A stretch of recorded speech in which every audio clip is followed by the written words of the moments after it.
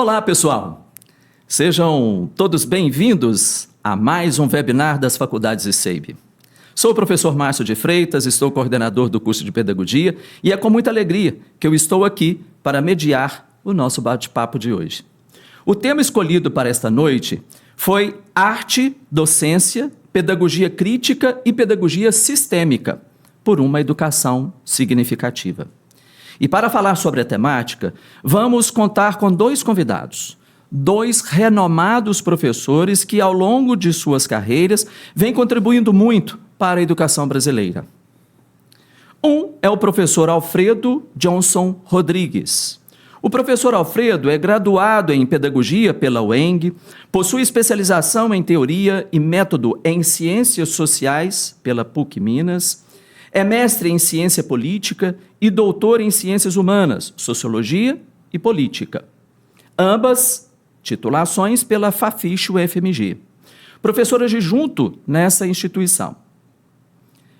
Foi coordenador acadêmico de EAD da Faculdade Pitágoras e atua como professor adjunto dessa instituição.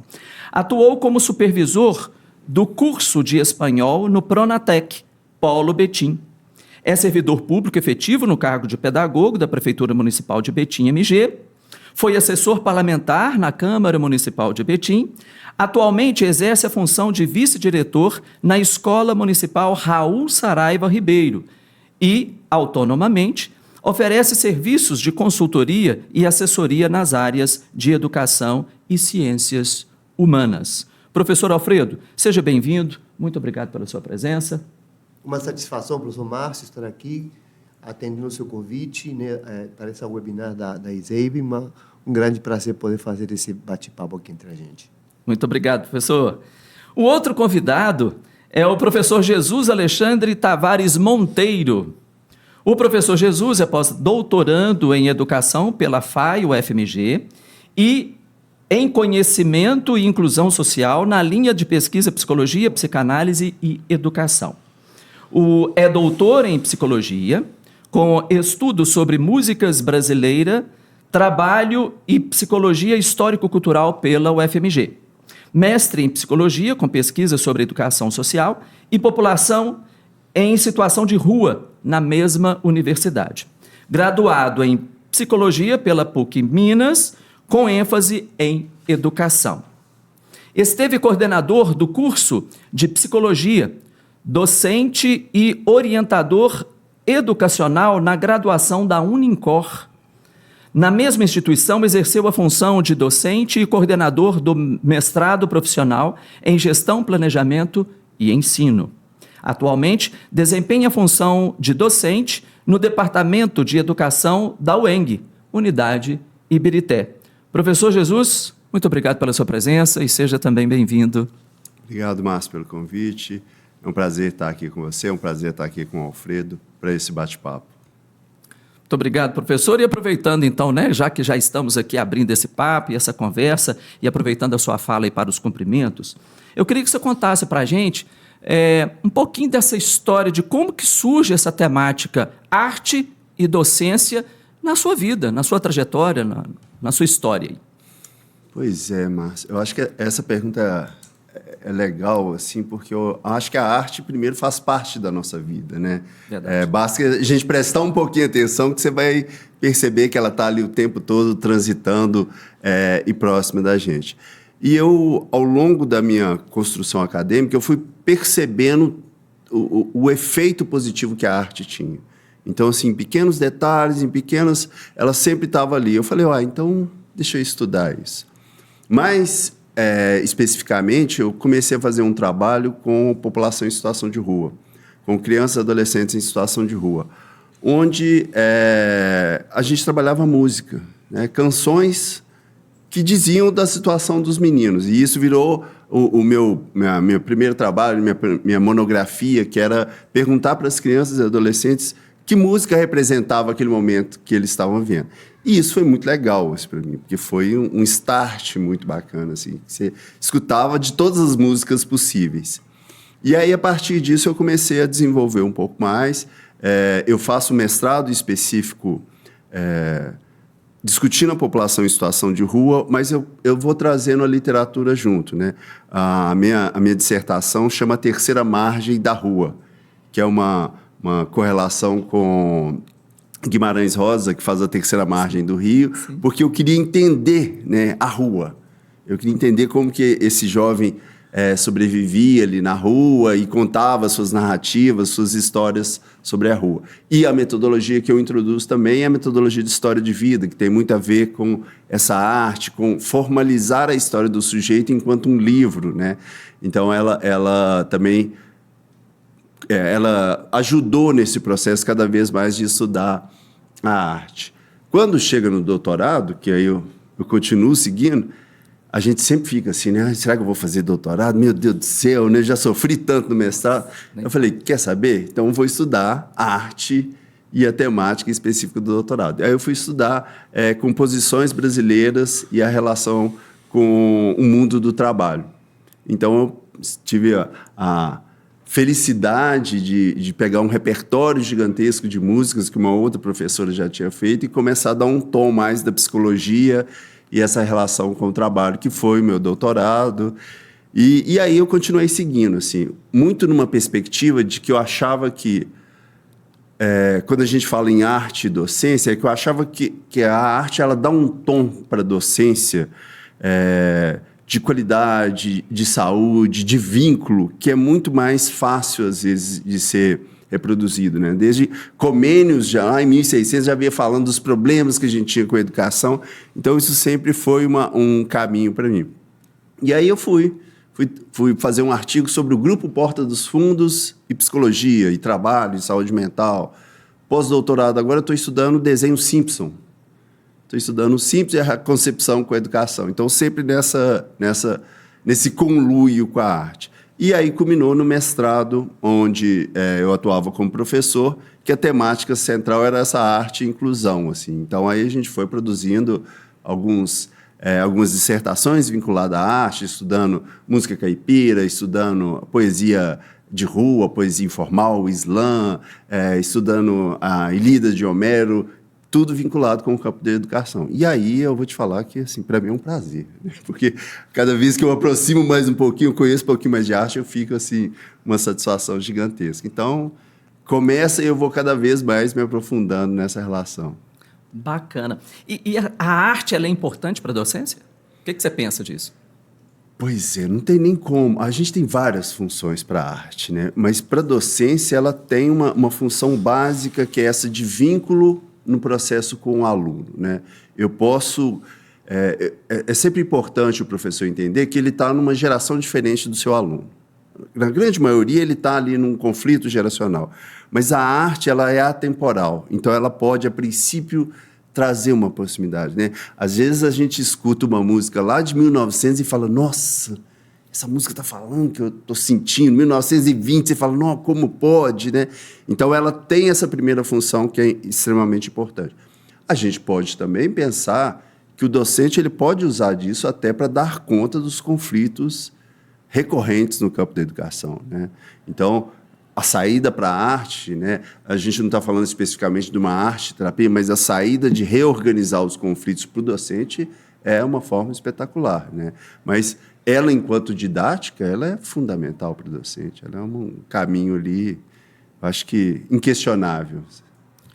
E você pensa que essa arte... de que arte que a gente está falando, assim? É uma arte geral, é uma arte específica, é uma arte em que todos os docentes, todos os professores, independente de área, independente do curso, principalmente no ensino superior, sim, que é o que a gente está aqui muito em voga, né? É possível trabalhar essa arte? Como que você pensa isso dentro dessa sua trajetória de estudo, de pesquisa? O que já apontou aí o seu trabalho? Eu trabalho, mais especificamente, com a teoria histórico-cultural, né?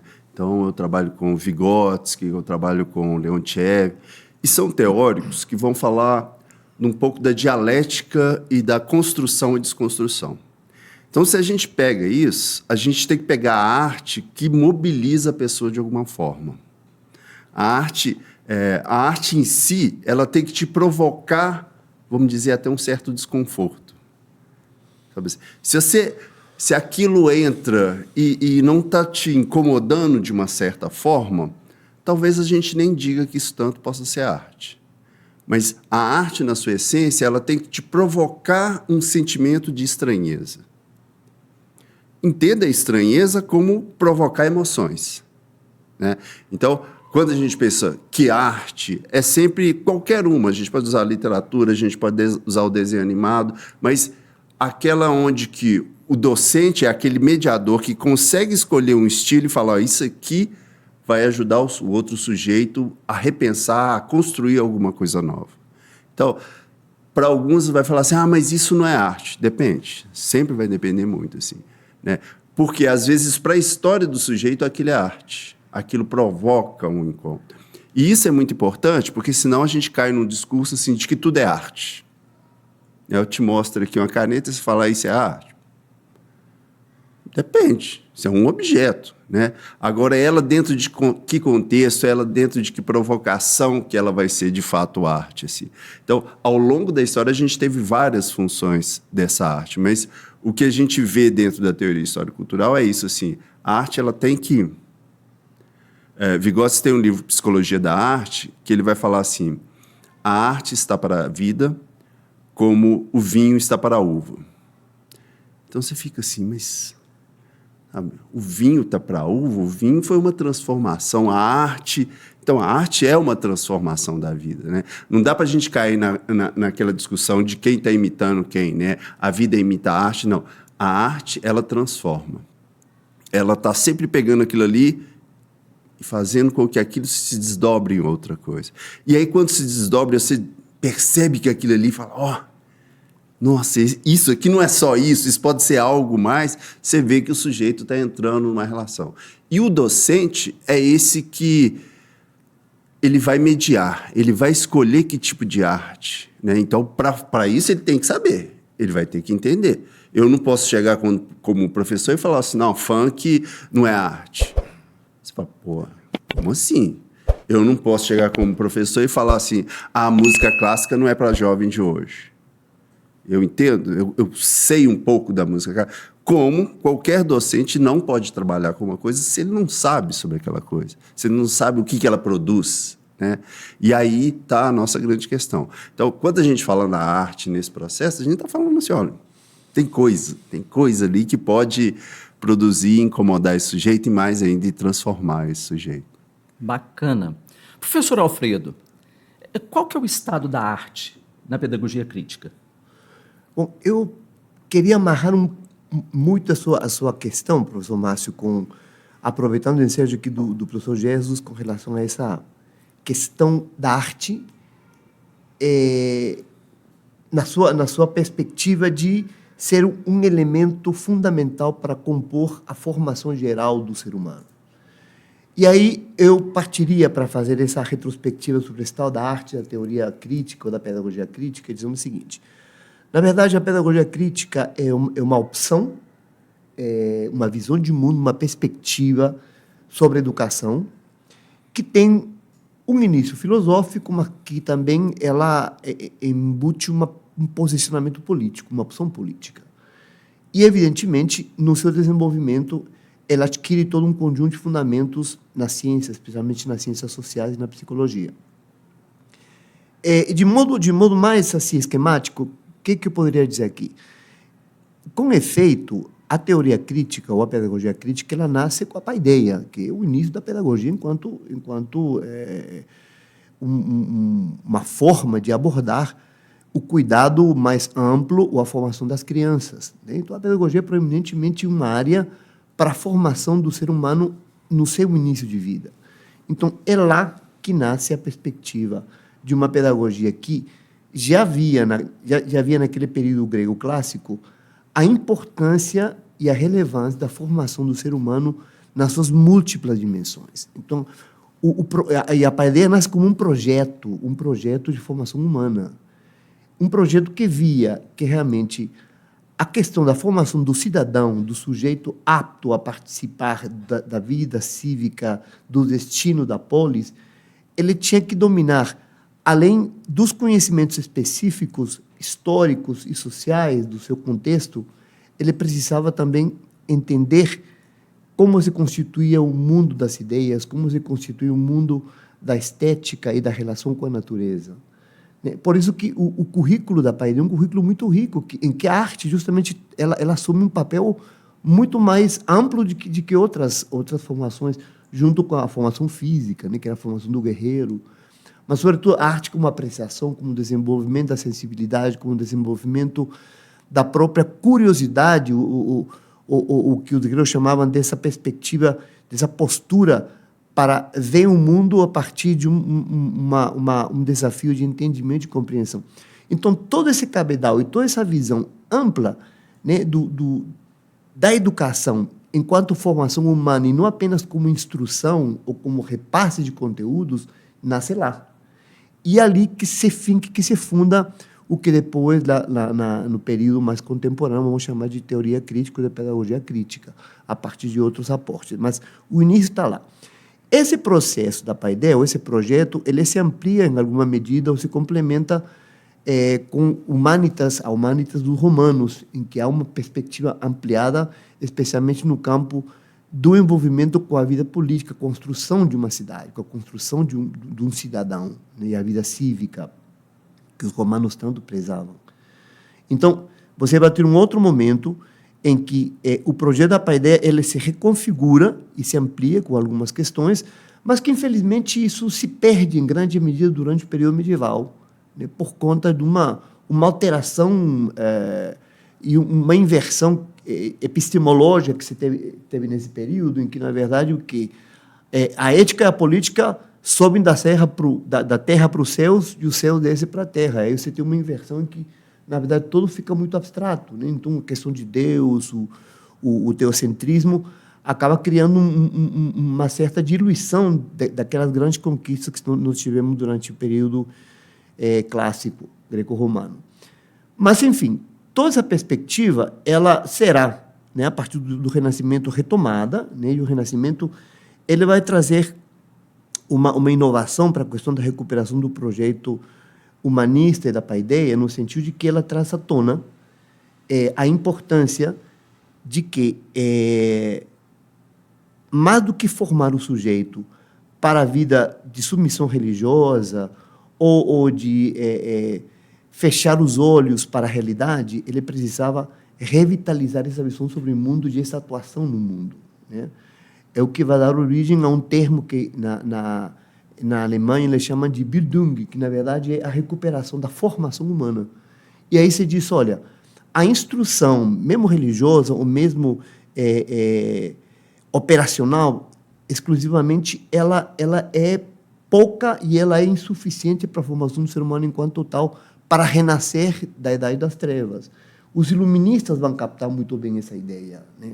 A retomar a questão do conhecimento, da ótica do saber, da recuperação da filosofia, e o nascimento das ciências viria nessa onda nova de reconstituição da importância, então, do saber, da importância da atuação do ser humano enquanto um sujeito que protagoniza as mudanças sociais, né? Então, só para a gente entender como que, embora seja uma teoria moderna, né, a pedagogia crítica ela vem trazendo de longe, né, grandes contribuições e grandes aportes importantíssimos para a formação do ser humano. Então, eu diria que, em termos gerais, o termo que fica como termo-chave para entender a questão da teoria crítica é o processo de que a educação é vista como um processo de formação humana e não como um processo apenas de instrução ou de formação cognitiva, né? E aí, evidentemente, a arte ela continua e é chamada a ocupar um papel fundamental, né? Mas, pós-revolução industrial, nós vamos ter a retomada disso em termos de algumas perspectivas teóricas que tentam trazer à tona o posicionamento de uma formação humana, de uma formação educativa que também se contraponha aos malestares que se apresentavam durante o processo de industrialização, que era justamente o advento do capitalismo, a formação de um proletariado sofrido, de uma categoria de trabalhadores que vinham sendo explorados. Então, a questão da emancipação, da libertação, da busca de utopias por um mundo melhor. Então, nesse bojo também de mudanças, a teoria crítica, enquanto pedagogia, ela se fortalece e reconstitui né, trazendo para frente uma série de novos ingredientes que eles têm um cunho de resistência, mas também de contestação, na medida em que se procura já, e esse é um elemento que se acrescenta a partir da fase já da modernidade, a questão da educação como uma maneira de emancipação humana. E aí o termo que vai, para além da questão da formação humana, que vai começar a dar um conteúdo mais consistente é a perspectiva da humanização. O que você percebia? Que, em grande medida, os processos de exploração econômica, todas essas questões que envolviam a perda da ética, a perda dos grandes ganhos humanos em função do crescimento industrial e da economia e do descalabro do crescimento econômico, envolvia, sobretudo, uma perda de humanização do ser, que você vinha sendo profundamente explorado e perdendo essa categoria de ser humano, ao ponto de ser explorado como animal, todo o processo de escravidão e de colonizações que se vieram nesse processo anterior, que também passam a ser contestadas. Então, a pedagogia crítica ela se apropria de mais uma perspectiva que é acrescentar educação, formação humana enquanto humanização, enquanto tornar o ser mais humano. Então, o mais humano ele passa a ser um paradigma que vai permanecer crescente nessa perspectiva crítica da educação. Diria, enfim, vindo um pouco mais para a questão contemporânea, e aí nós temos vários autores, né, de Saviani, no caso do Brasil, de Roux, toda a estirpe dos teóricos críticos, Habermas, Benjamin, Horkheimer, que eles trazem toda essa perspectiva e tentam cimentar de maneira mais sólida ainda a perspectiva crítica por outras vias, inclusive a filosofia, a psicologia, a maneira como se vê o mundo. E a educação ganha muito nessa perspectiva, inclusive porque se traz para dentro do processo educacional uma formação que, ao ser humanizadora, ela seja libertadora. E eu acho que é aí que entra o nosso grande patrono, Paulo Freire, que estamos nos 100 anos dele aqui, já em comemoração, que precisamente, na sua grande obra, né, a questão da pedagogia do oprimido, na verdade, a pedagogia do oprimido é uma pedagogia da humanização. Ele fala na questão do oprimido por ele configurar de maneira mais subjetiva, mais clara, a questão do sujeito sofrido, desumanizado, aviltado, enfim, humilhado, indigno, né? E ele diz, esse oprimido é nada mais nada menos que o ser desumanizado. Então, qual que é o grande projeto que o Freire retoma, digamos, embarcado nessa linha da pedagogia crítica? É isso, fundamental, a educação tem que ser humanizadora sobretudo. E enquanto humanizadora, ela tem que ser como dizer, construtora de direitos. E aí a questão do humano reassume a questão da importância da luta política para uma humanização que não seja abstrata, mas que se traduza enquanto direitos humanos, né? Direitos que estabelecem-se do ponto de vista jurídico legal e que trazem todo um novo currículo que vai fundamentar, inclusive, a própria maneira como se estruturam as redes públicas, especialmente de educação, tanto no Brasil quanto no mundo. Então, essa é uma das grandes importâncias do Freire.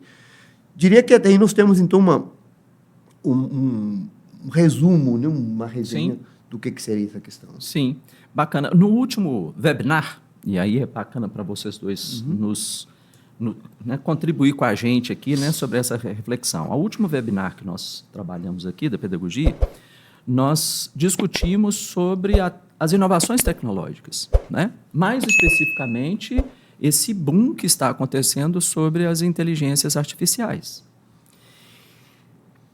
Bom, falando de arte, com essa beleza, com esse glamour, com essa essência de criatividade, etc., etc., trazendo toda essa história da pedagogia crítica e tantas coisas e esforços que a gente vê, não é, nesse processo todo de construção de conhecimento, como que vocês, pesquisadores, que trabalham há tanto tempo, né, nesse processo da educação como um todo, percebe essa inovação tecnológica que está ocorrendo e quais os impactos dessa inovação tecnológica na educação como um todo, pensando na temática arte, pensando na temática pedagogia, essa pedagogia humanizadora, quer dizer, essa escola que a gente entende que deveria ser, ou deve ser, ou está sendo, e aí eu coloco aí reticências, né? Se está sendo humanizadora ou não. Então, eu coloco para vocês essa questão para a gente refletir um pouquinho, bater um papo sobre isso. O que vocês pensam sobre isso, Olha professor? só, Sim, essa pergunta ela é interessante, mas ela sempre cabe um outro questionamento, assim. Porque o Instagram, ele já existia. Eu não sei se você lembra de revista Caras, que você ficava passando a página, assim, tinha uma foto grande, você passava, e aí você ficava lá no consultório passando páginas e páginas de nada. Facebook, ele já existia. Não sei se você lembra, se você teve isso no seu bairro, mas no meu bairro tinha um caderno de perguntas e respostas que circulava no bairro, lá escrevia lá, com o que você namora, não sei o que, de quem que você gosta, de que cor que você gosta. Essas tecnologias, na relação humana, elas não são tão novas. A gente está falando de Montessori, que trouxe cor para as coisas, que trouxe um tom específico e uma forma de lidar com a criança. Essa apropriação é a apropriação que o marketing faz e os comerciais fazem. Quando a gente fala assim, olha, vamos estudar arte para entender inovação. A música, ela está usando uma tecnologia para que você siga aquela música.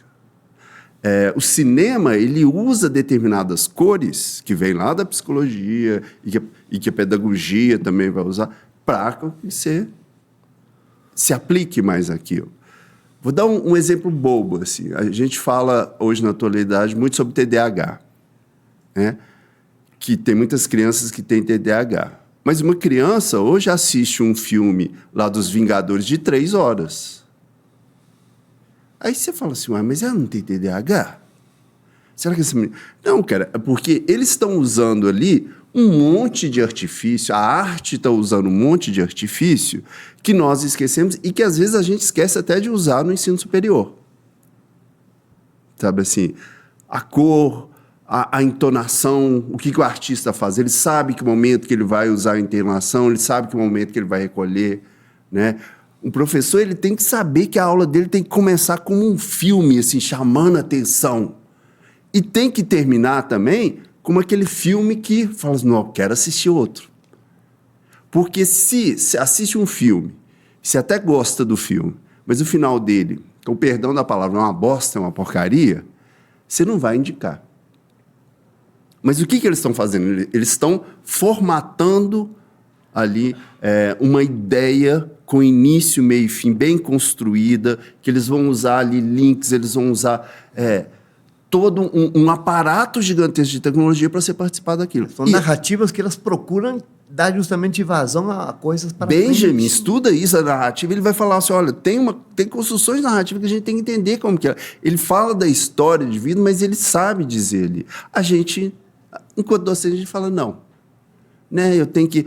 Há pouco tempo atrás, eu fui dar aula em uma universidade em Belo Horizonte, uma universidade católica, assim, e aí eu cheguei, a minha estranheza foi que a primeira coisa que tinha na sala era um tatame, assim, onde eu tinha que ficar mais alto do que os alunos. Aí você fala assim, 2024 eu tenho que ficar superior aos alunos. Você fala, que ideia é essa, gente? Que coisa maluca é essa? Né? E aí, não, eu falo, não vou ficar em cima de jeito nenhum. Ô Jesus, você me desculpa, mas... À vontade. A sua fala é tão provocativa e ele está instigante, porque nós que estamos de uma geração anterior a tudo isso aí, que vivemos tempos sem as chamadas novas tecnologias, ficamos comparando, né? Até onde que vamos chegar, não sei, mas enfim. Mas eu tendo a concordar com você e com a própria provocação que o professor Márcio fez, é o seguinte, de fato, né, o que nós observamos? Gente, falar em tecnologia parece que foi uma palavra nova. Inovação, tecnologia e inovação existiam ao longo da história humana sempre. Sempre tivemos inovações e tecnologias, isso não é de hoje, não. Só que eram diferentes. Nossas tecnologias eram manuais, eram concretas, objetivas. Né? Alarme do celular hoje era um relógio que você programava, mas que era uma questão de inteligência artificial. né? Os próprios instrumentos que a gente sabe. Eu estava vendo outro dia as professoras na escola trabalhando com as crianças dos anos iniciais. Matemática é um ábaco. Quer dizer, aí você fica perguntando, como que eles usam ábaco, sendo que já tem um computador e tanto...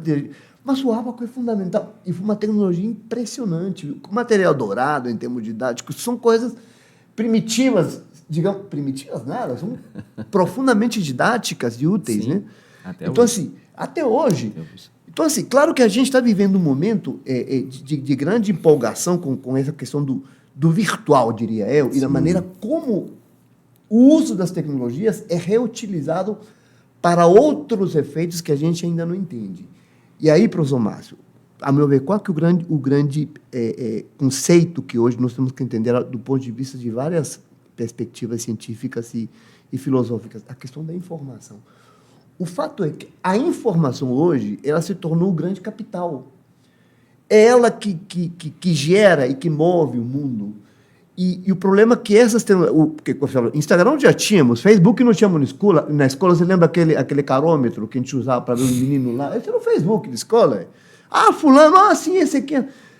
Mas o que acontece? É informação que era utilizada para efeito institucional, sim, para procurar alternativa. Sim.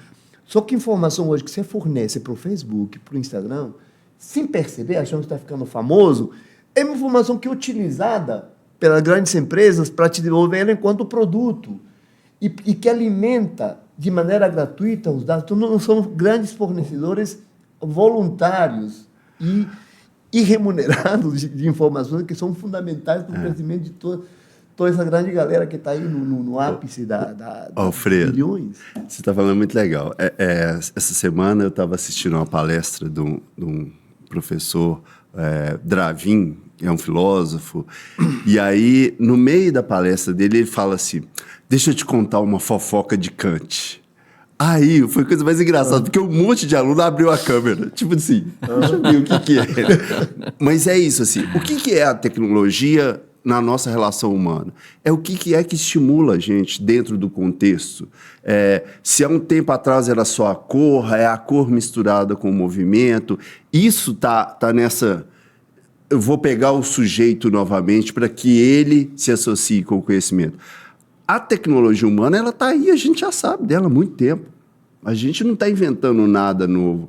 O problema é que a gente tem dificuldade de lidar com a tecnologia ser humano.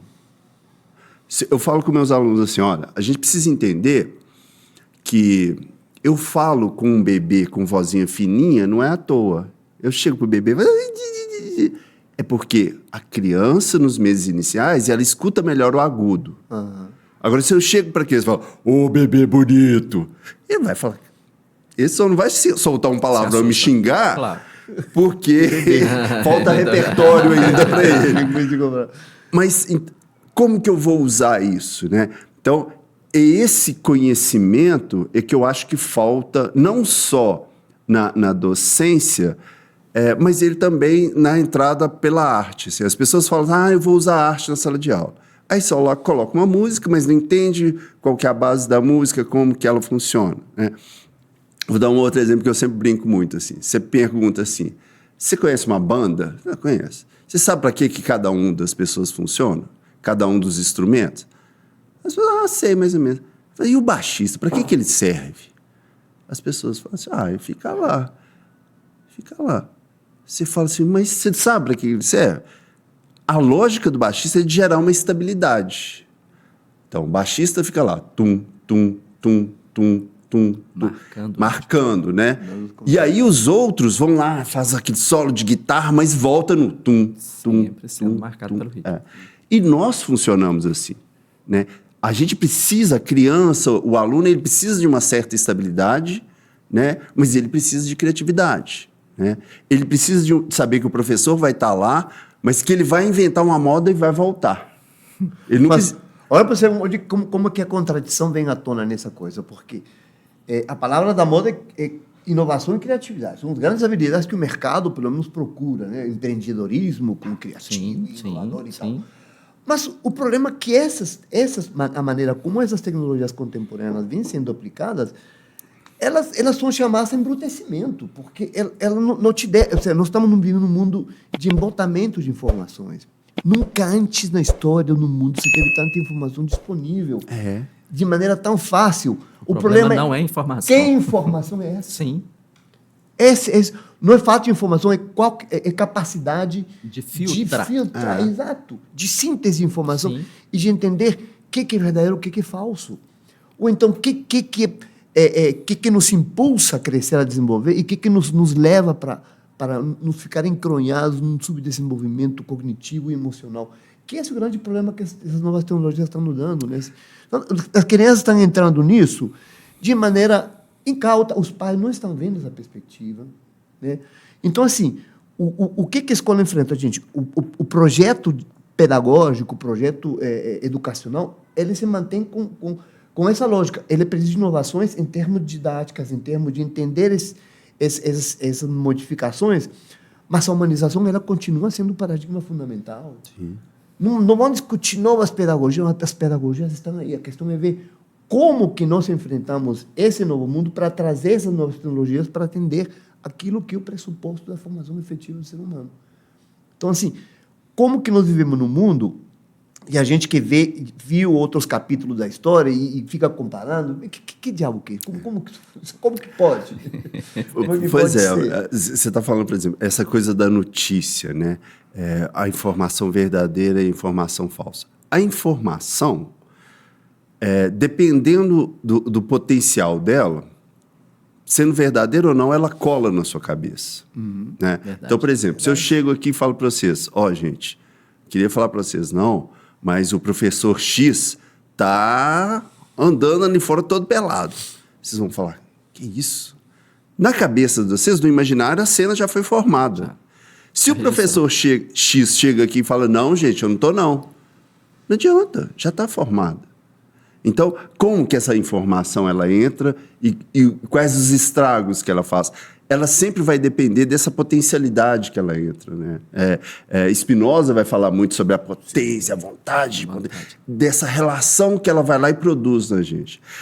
Então, se eu entendo um pouco dessas relações, inclusive, eu consigo fazer as pessoas ficarem mais críticas. Eu consigo fazer as pessoas, inclusive, falar assim, não, peraí, deixa eu segurar as pontas antes de engolir essa informação. Né? Deixa eu entender, eu sei como é que eu funciono, eu sei como é que... então beleza, deixa eu segurar as pontas. Né? Eu estudo os Simpsons, né? E aí muita gente pergunta, mas para que você estuda os Simpsons? Eu falo assim, a primeira coisa é porque a gente tem que entender por que a gente tem que fazer desenho para adulto. Né? Por que a gente faz um desenho animado para adulto? Se eu começo a entender isso, eu começo a entender o que está acontecendo ali por trás. A primeira lógica do desenho animado para adulto é o seguinte, eu preciso me desconectar da realidade. Se você coloca lá um filme sobre aquilo, está muito próximo da minha realidade. Mas quando eu faço um desenho sobre aquilo, quando o Vygotsky vai falar da relação da forma e conteúdo para se chegar a cá. Quando eu vou lá e mudo a forma, o conteúdo consegue se aproximar e produzir um outro tipo de catarse, né? uma outro tipo de explosão. Mas se eu vou lá e trago aquilo de uma forma real, você fala, não quero assistir isso. Isso inclusive parece comigo, não quero assistir isso. Eu quero assistir numa outra loja. Então, essas relações, elas são extremamente importantes para a gente. A área da docência é uma área assim que eu falo, eu às vezes mesmo falo assim, não, vou parar de estudar, cansei de estudar. Não tem como. Tem jeito. Não tem como. E só aproveitando essa sua reflexão sobre a questão dos filmes, você pega dos Flintstones para os Jetsons, os problemas são sempre aqueles que estão presentes. Uns em naves espaciais, outros em cavernas, mas os problemas... É a mesma coisa. E aí, justamente... Você pega a família dinossauro e os Simpsons, é a mesma família. Porque os problemas são... As relações, elas se mantêm calcadas naquilo que é do humano. E aí, você fez alusão a uma coisa que é fundamental, a questão da criticidade. O grande problema é isso. Enquanto nós temos embotação de informação, em síntese, nós temos uma carência cada vez maior de criticidade. Então, parece que não querem que as pessoas tenham posturas críticas. E a crítica não é qualquer coisa, em termos de formação. É um dos, digamos, dos patamares de desenvolvimento intelectual mais aprimorado que a gente pode ter, junto com a síntese e a avaliação. Pois é. E isso a juventude está sendo castrada. Nós temos uma juventude acrítica, uma juventude que não pratica, ela só reproduz. Mas isso não é de hoje, né, Alfredo? A grande questão do Paulo Freire é porque ele fez uma sacada assustadora. Ele falou assim, eu vou conseguir fazer com que esse povo se alfabetize rápido e ainda pensando. Isso. E tomando posição política. A partir da realidade que ele tem. Que ele tem. Aí o governo... Nada inventado. Aí é uma educação com significado. Sim, né? aí o governo vai falar, você tá doido? Você vai educar todo mundo rápido e ainda pensando em sendo crítico? Não quero, não. Não, e numa isso a gente perspectiva não não tinha nada de teleológico. O concreto é sair da miséria que você está. Esse que é o projeto, não é o grande socialismo. Não. Sair dessa...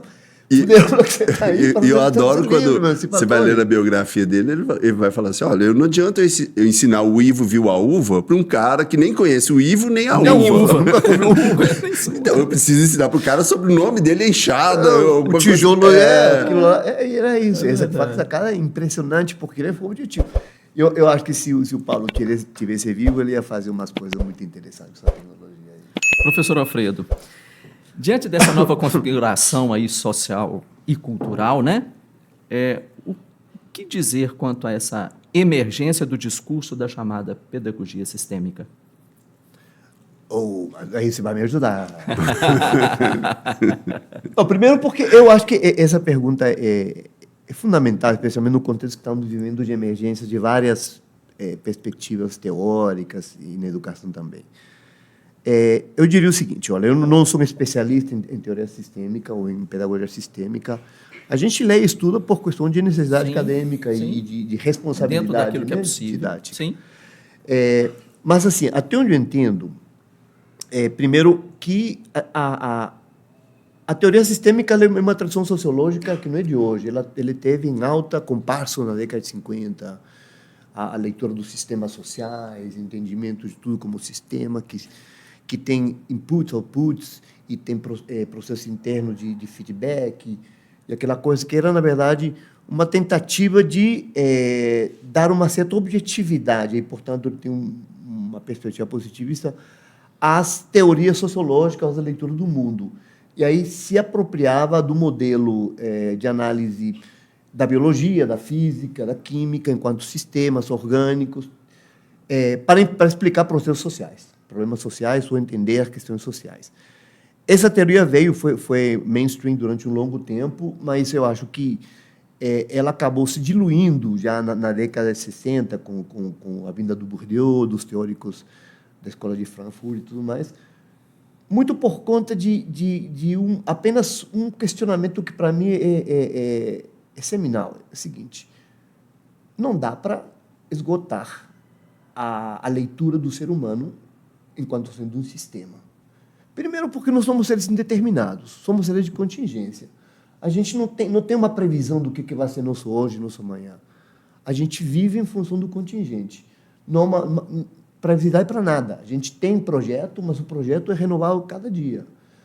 Então, como entender o humano, o social, enquanto um processo sistêmico? É profundamente limitada essa visão. Então, esse questionamento se tornou muito profundo e muito sério, e nesse debate se recupera a questão de que, na verdade, o humano não... Você pode ter sistemas de qualquer tipo, mecânicos, pode até falar em sistemas governamentais, enquanto ideias abstratas, mas no que tange, o Habermas é muito claro, a vida cotidiana, o mundo da vida não é sistêmico. A lógica da existência humana não é uma lógica estratégica voltada por interesses, é uma lógica comunicativa, é uma lógica humanizada. Então, não existe como tentar colonizar a explicação do cotidiano da vida, do mundo da vida, pela lógica sistêmica do mercado, por exemplo, ou do sistema político propriamente dito. Então, hemos de fazer uma diferença. Ele faz uma bifurcação e faz uma visão dual. Uma coisa é sistema, outra coisa é o mundo da vida. Uma tem uma lógica racionalizada, lógica instrumental, e outra tem uma lógica comunicativa, uma lógica mais humanizada. Então, onde que está a questão da pedagogia sistêmica? Embora ela tenha grandes fins que digamos, se coadunam com aquilo que a gente pensa, a tentativa de entender o processo educacional, de promover a diversidade, de promover as diferenças individuais, de entender que é preciso compreender que somos seres interconectados. Tudo isso está na pedagogia sistêmica e que, diante disso, é possível trabalhar os problemas da escola e da educação de uma maneira mais precisa. Até aí, você fala, não, o mundo das intenções aceita tudo. O problema é como que você concretiza isso com uma ideia que é limitada de ser. E segundo, que é, para mim, a parte mais complicada, e aí eu encerro para a gente conversar, é o fato de que a pedagogia sistêmica ela se apropria de uma metodologia de abordagem dos problemas fundamentada numa teoria que surgiu no pós-guerra, no pós-Segunda Guerra Mundial, por um estudioso chamado de Bert Hellinger, que era um alemão pró-nazista, né, admirador de Hitler, enfim, que criou, através de alguns estudos e sua passagem ele foi, por um período foi freire, o pai, não sei, teve uma passagem pela igreja, esteve na África estudando alguns grupos africanos, religiões africanas, e ele criou uma certa metodologia de trabalhar os problemas sociais por uma coisa que ele chama de constelação sistêmica, constelação familiar. E o problema com isso, que nada contra quem cria, seja bem-vindo, o problema é quais as consequências de uma criação, de uma invenção dessas. E o Hellinger, infelizmente, eu não vou me aprofundar muito nisso, podemos deixar para um debate posterior, mas qual que é a grande questão? Que ele cria uma técnica em que ele pretende resolver os problemas que ele encontra através de uma espécie de visão mística. Então, ele faz uma espécie de... o problema aqui é o aluno que não aprende. Então, vamos fazer com um teatrinho, montando peças ou fictícias ou alguns personagens para ver qual que é o problema. E nesse problema, de repente, surge alguém, porque o avô do menino, não sei quantos séculos atrás, ele era um escravo e não aprendia porque era escravo. Então, de repente, o menino ele está vivendo isso para pagar uma questão antiga que vem. O problema é que isso não tem fundamento científico de onde que vem essa concepção, de onde que aparece essa mágica. E como pretender trabalhar problemas pedagógicos, educativos, com uma perspectiva dessa? Né? Então, assim, a metodologia de Hellinger é profundamente criticada na Alemanha, profundamente questionada, porque deu muito problema, em termos até de reações. Tem muitos adeptos, claro que sim. Temos terapeutas consteladores que não têm formação terapêutica nenhuma, que andam por aí badalando a questão do entendimento.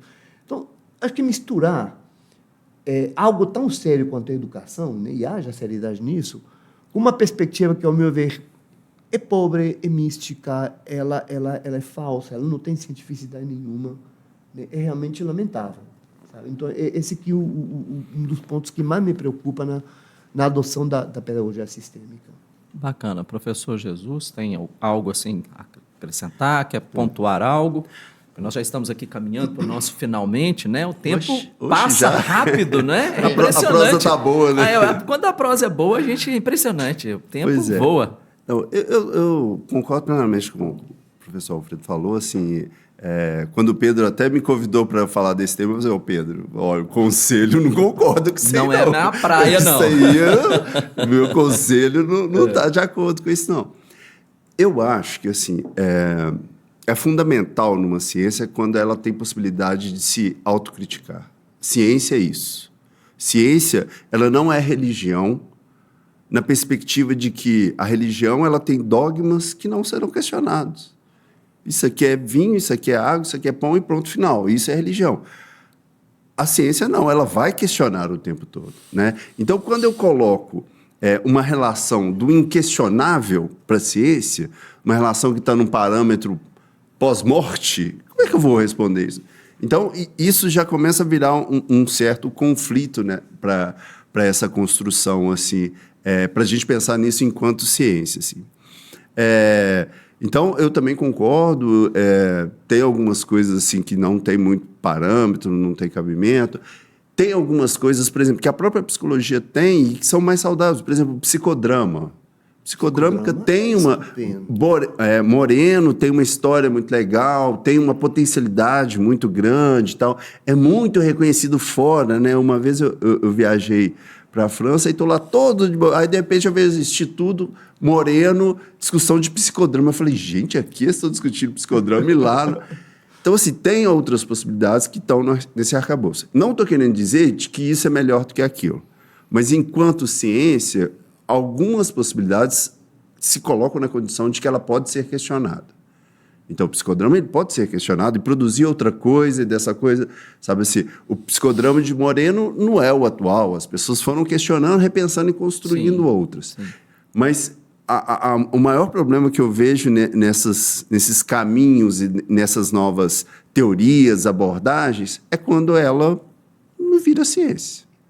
Ela vira outra coisa ali que pode ser interessante para um ou para outro, mas ela não está nessa perspectiva de questionamento, de reprodução, de qualidade, de desenvolvimento sobre aquilo ali. Então, aí eu já também tenho meus receios sobre essa... Pseudociência realmente sempre foi um problema e sempre foi um entrave para o avanço, o desenvolvimento cultural da humanidade. Por isso que tem que ter muito cuidado com isso. Acho que é uma questão seríssima. É verdade, é verdade. Por isso que esses momentos como esse, é que vai elucidando, vai trazendo novos questionamentos, né? Pessoas com históricos diferentes e que trazem as suas experiências, os seus estudos, e para fazer os devidos questionamentos. E isso vai evoluindo. Isso é extremamente salutar para a educação, né? Então, olha, momento delicioso esse nosso bate-papo aqui. Eu espero que a gente tenha vários outros momentos como esse, viu? Nossa, bacana. Por mim, a gente continuava aqui mais umas 3 horas, mínimo, não é? E tal. Bom, eu passo aqui, então, a palavra para o professor Jesus, né? Para fazer aí as suas considerações, enfim. Não, a princípio, eu tenho que só agradecer por esse momento prazerosíssimo de poder escutar o professor Alfredo, essa interlocução com a Iseib, com o professor Márcio, e ressaltar isso, assim, que a educação ela não é estática.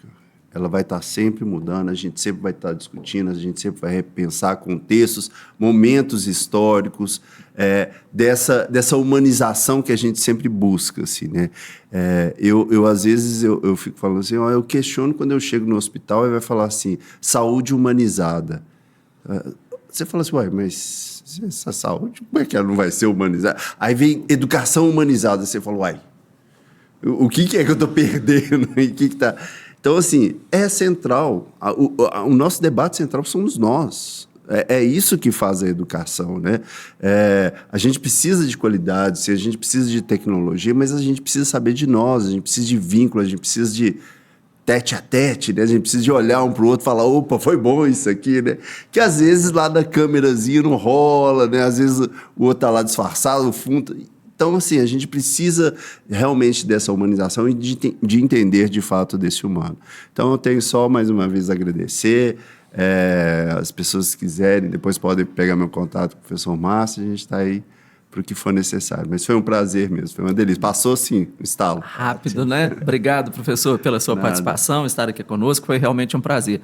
Professor Alfredo, suas falas finais. Eu faço coro aqui com o meu colega Jesus, que tive o prazer de conhecer, realmente agradeço a oportunidade que o professor Márcio nos propiciou de esse encontro, de conhecer gente interessante e muito rica em discussão. Eu acho que é disso que o mundo precisa, do diálogo, né? Mais do que propriamente do debate, do diálogo. Dizer que realmente é uma satisfação estar aqui frente a esse público, discutindo sobre coisas que a gente também não tem prontas, mas que está produzindo, entendendo, um mundo em permanente mudança, nós somos de outras gerações, mas também estamos querendo aprender. Dizer que o grande desafio nosso é, primeiro, como diria um grande sociólogo alemão com quem trabalhei na minha tese de doutorado, Norbert Elias, nós somos o intercruzamento de 2 processos, a psicogênese e a sociogênese.